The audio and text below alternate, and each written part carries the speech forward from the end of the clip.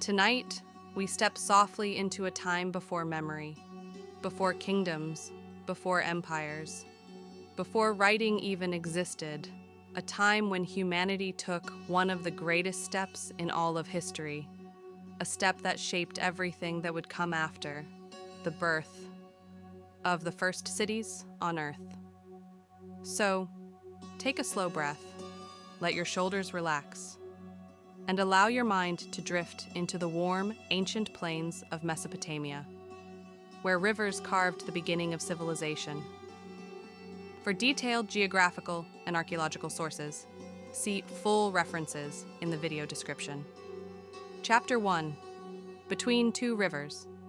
Imagine a vast golden plain stretching beneath an endless sky.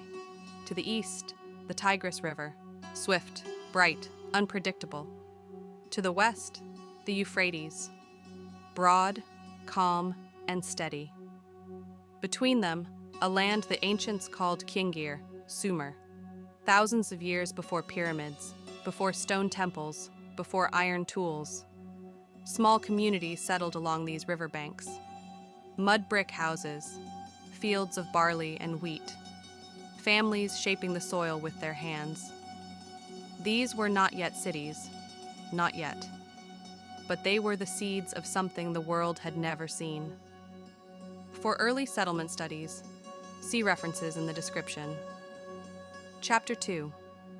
Eridu, the first city. If we journey southward toward the Persian Gulf, we find a place the Sumerians believed was the first city ever created, Eridu. To them, Eridu was not just a settlement, it was sacred ground, the place where divine presence first touched the human world. Archaeologists call it Tel Abu Shahrain today, a mound of sand and broken brick. But once, over 7,000 years ago, it was a thriving center of life. Small huts became neighborhoods, neighborhoods became districts, and slowly, a true city emerged. At its heart stood a simple shrine, the early home of Enki, the gentle god of wisdom and fresh waters. Here, people gathered not only to work, but to dream, to hope, to pray, to build something greater than themselves. Eridu was humanity's first step into urban life, a quiet beginning that changed everything. For archaeological evidence from Eridu, see full sources in the description. Chapter 3. Why cities appeared here. Why did the first cities form here, in this place and not somewhere else? The answer is surprisingly gentle. Rivers brought life, floods that fed the soil, streams that nourished crops, water that carried fish, reeds, and clay. Agriculture thrived, surpluses grew, and with surplus came choices. Who manages the fields? Who stores the grain? Who keeps the calendar? Who settles disagreements? Slowly, roles formed, leadership emerged, communities expanded, and soon, humanity found itself standing at the doorway of civilization. This was not a sudden leap, but a slow ripple that spread across the plains for centuries. For studies on the development of early complex societies, see description. Chapter 4. The Rise of Urban Life. From these simple settlements came the earliest forms of organized labor, religious centers, long-distance trade, written accounting, social hierarchy. People were no longer just farmers. They became potters, merchants, builders, priests, and scribes. The world was changing, humanity was waking, and the first true city, Eridu, stood as the quiet heart of this transformation. As Eridu flourished quietly in the south, another settlement began to grow farther up the Euphrates. This place would become one of the greatest cities ever built, a city whose name echoes across history, Uruk. Full archaeological and historical sources listed in the video description. Chapter 5. The awakening of Uruk began as a small riverside village, surrounded by fields of barley and clusters of reed-built houses. But something was different here. People gathered in greater numbers, trade routes connected to distant lands, craftsmen specialized in pottery, weaving, metalwork, and priests tended shrines that watched over the rising city. By 3500 BCE, Uruk had become the largest urban center in the world. Not just big, unprecedented. Its walls stretched miles in every direction. Its districts buzzed with life. Tens of thousands lived, worked, prayed, and dreamed within its boundaries. Uruk was humanity's first metropolis. For studies on Uruk's urban expansion, see description. Chapter 6. The Birth of Writing. It was here, in Uruk, that humans created something that changed civilization forever. Writing. Soft clay tablets. A sharpened reed stylus. Small wedge-shaped marks pressed carefully into damp earth. At first, writing tracked simple things. Grain, sheep, labor rations, trade goods. But soon, it became something more. It carried myths, poetry, kingship records, temple rituals, star observations, contracts, and laws. Writing transformed memory into permanence. It allowed knowledge to move across generations without fading. And from this humble invention emerged the history of humanity. For sources on early cuneiform development, see video description. Chapter 7. The Sacred Heart of Uruk. In the center of the city rose a great temple complex, the Inanna district, dedicated to Inanna, the radiant goddess of love, war, and the morning star. Its towering structures cast long shadows across the city. Priests interpreted celestial signs. Scribes recorded temple offerings. Craftsmen created jeweled crowns, ritual items, and stunning artwork. Life in Uruk revolved around the temple, its festivals, its rhythms, its stories. The city was not only a place of commerce and labor, but of meaning. A place where humanity reached upward. For archaeological records on the Inanna district, see description. Chapter 8. A new kind of civilization. Uruk changed everything. Before, human life was shaped by nature. Sunrise, sunset, the turning seasons. But in Uruk, humans shaped the world. Built walls, carved canals, engineered temples, measured time, recorded histories. Cities were no longer small clusters of homes. They were engines of culture, repositories of knowledge, mirrors of human ambition. Uruk became the model for every major city that followed. Sumer, Akkad, Babylon, Assyria. Even distant civilizations borrowed its innovations. It was the blueprint for urban life. As Uruk grew into a mighty metropolis and Eridu remained the sacred heart of early civilization, another place began to rise in the northern plains. A city that the ancients believed held something extraordinary, the first kingship on earth. Full archaeological and textual sources listed in the video description. Chapter 9. Kish. After the flood. According to the ancient tablets, after the great flood had reshaped the world, kingship descended from heaven to Kish. This does not mean a king fell from the sky. In Sumerian thought, it meant that order, the concept of leadership, structure, and justice, was reintroduced into the human world. Kish became the symbol of stability in a time when humanity was rebuilding everything from the ground up. Archaeologists call this period the early dynastic era, the moment when cities became kingdoms, and rulers emerged not just as leaders, but as guardians of civilization. For studies on post-flood kingship traditions, see description. Chapter 10. The First Rulers. The earliest kings of Kish were remembered not for their power, but for their responsibility. They oversaw irrigation systems that fed thousands. They organized labor for rebuilding temples. They kept track of trade, grain, livestock, and land. And they mediated disputes between growing social classes. This was the dawn of organized government. Some names survive across time. Etana, the king who ascended to heaven, and Enmebaragesi, one of the earliest rulers confirmed by archaeology. Their stories are half history, half myth, blended into soft memory by the people who lived in those early centuries. For sources on the earliest dynastic kings, see the description. Chapter 11. Why Kingship Mattered. For the first time in human history, cities needed more than farmers and builders. They needed leaders, organizers, judges, record keepers, protectors, planners. A city was no longer a simple settlement. It was a living organism, a network of people, trade, belief, and structure.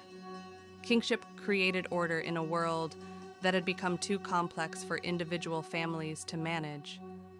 And so Kish became the model for leadership across ancient Mesopotamia. Chapter 12.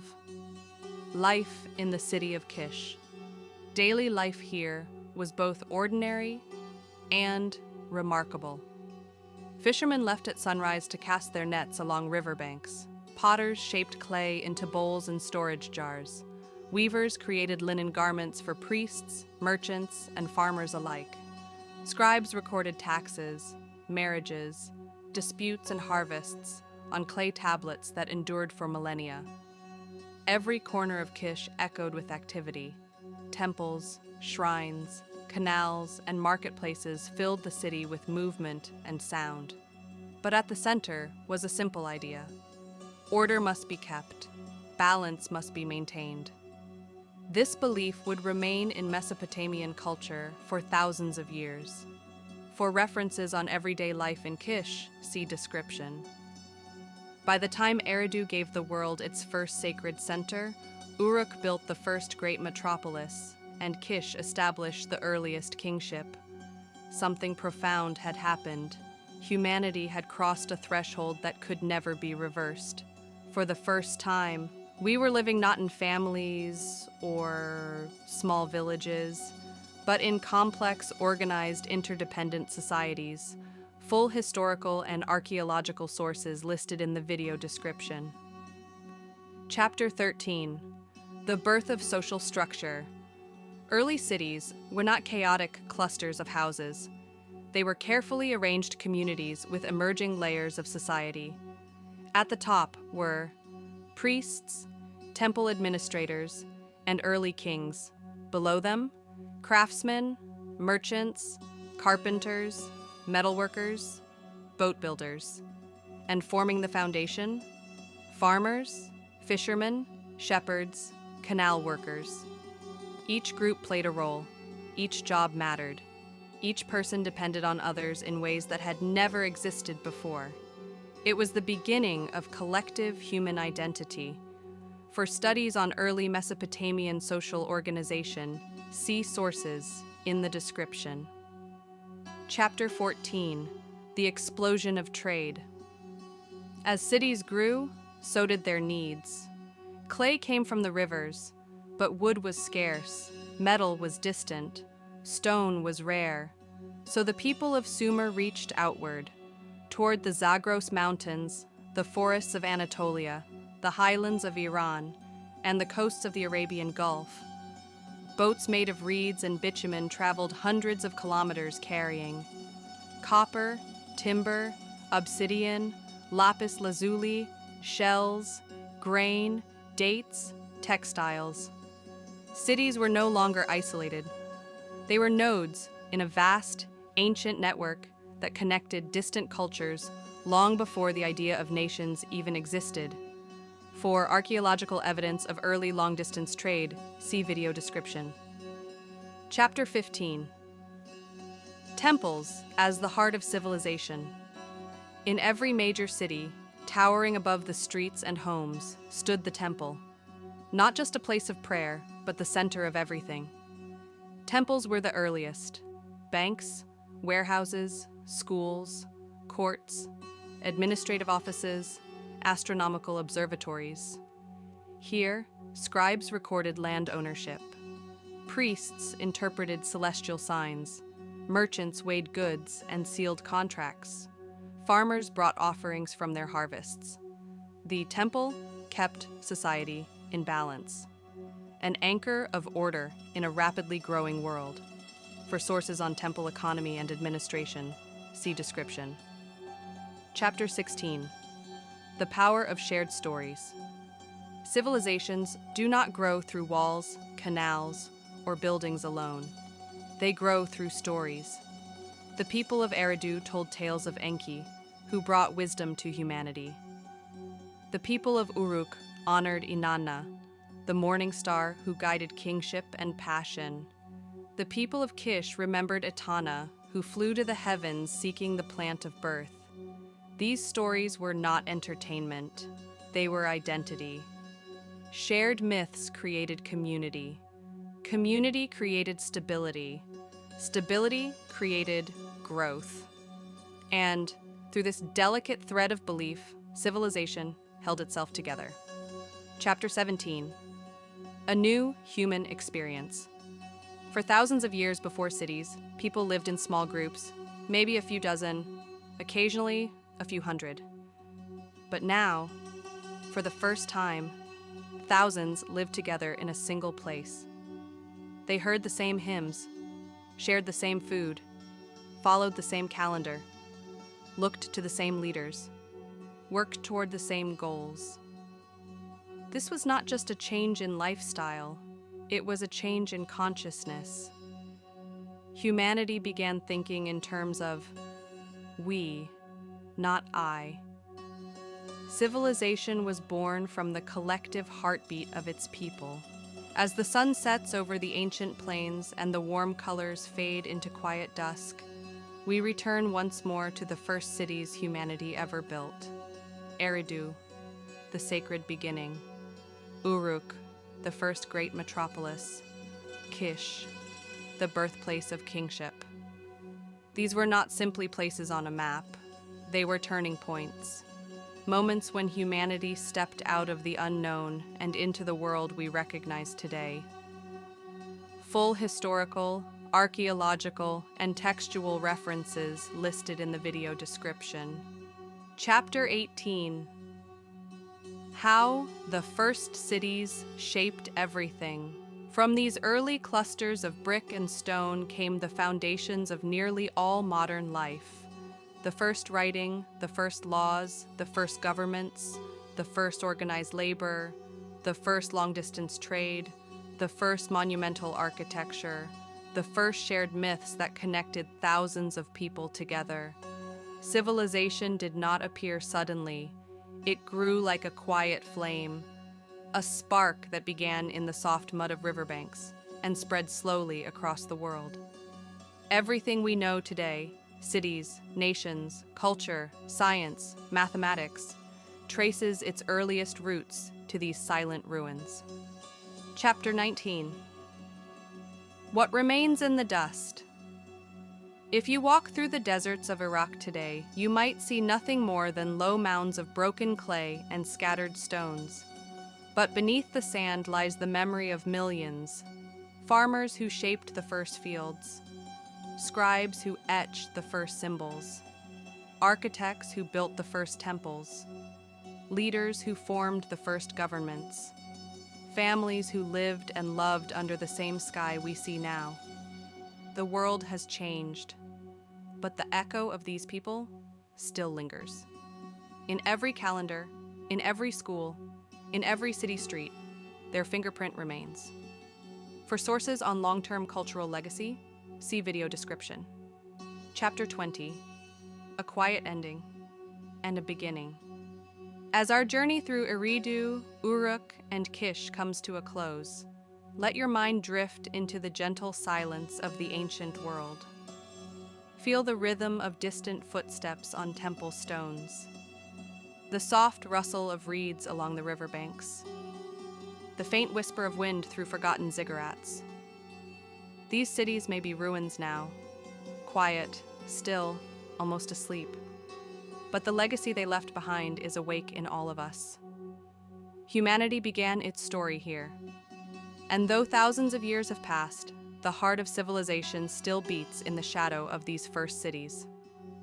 Ending of video, soft outro.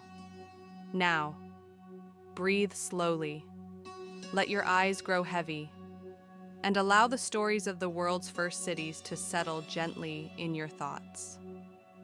In our next episode, we will journey deeper into the rise of ancient kings, the myths that shaped civilizations, and the secrets written in clay tablets that changed the course of human history. But for now, rest. Let the past wrap itself around you like a warm, ancient night. Good night.